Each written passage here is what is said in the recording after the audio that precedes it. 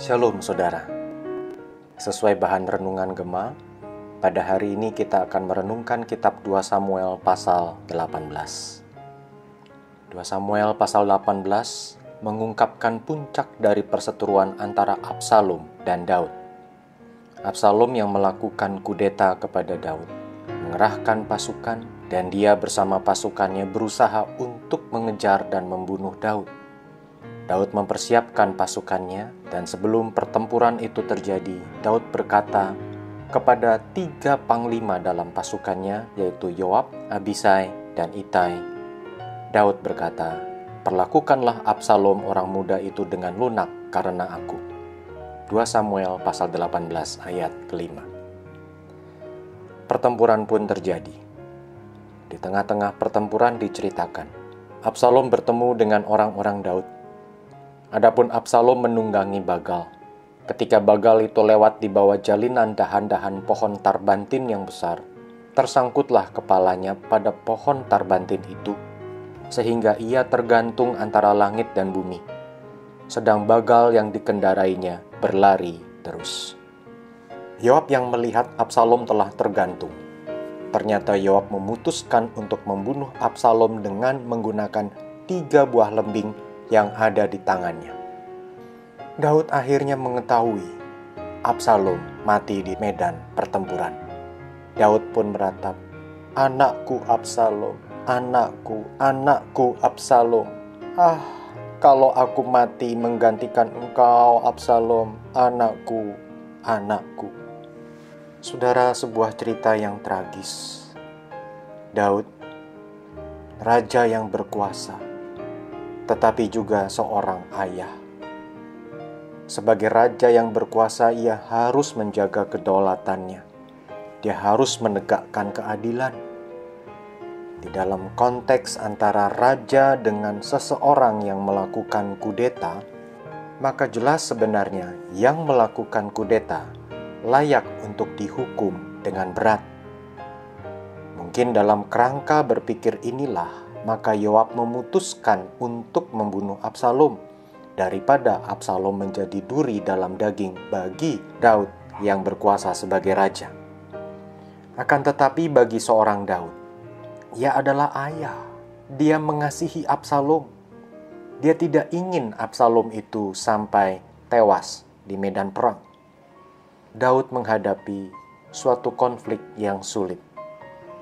Sebagai raja yang dikejar oleh orang yang melakukan kudeta yang berusaha membunuhnya, di mana kalau sampai hal itu terjadi bukan hanya Daud yang dibunuh, tetapi seluruh keluarga Daud dan seluruh pasukannya serta keluarga pasukannya, maka yang paling baik memang adalah Absalom dibunuh.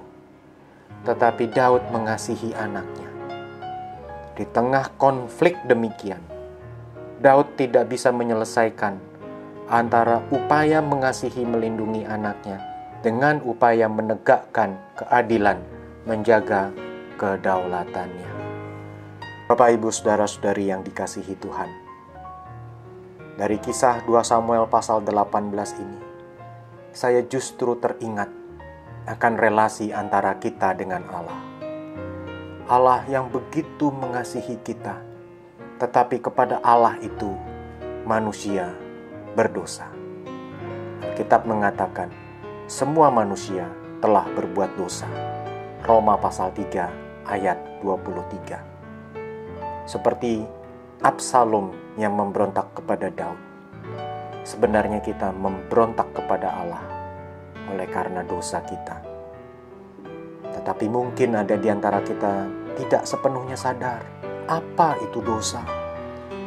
Dosa bukan sekedar sesuatu perbuatan yang biasa dinyatakan salah dalam kehidupan sehari-hari atau dinyatakan bersalah secara hukum. Membunuh itu bersalah, membunuh itu dosa. Mencuri itu bersalah, mencuri itu dosa.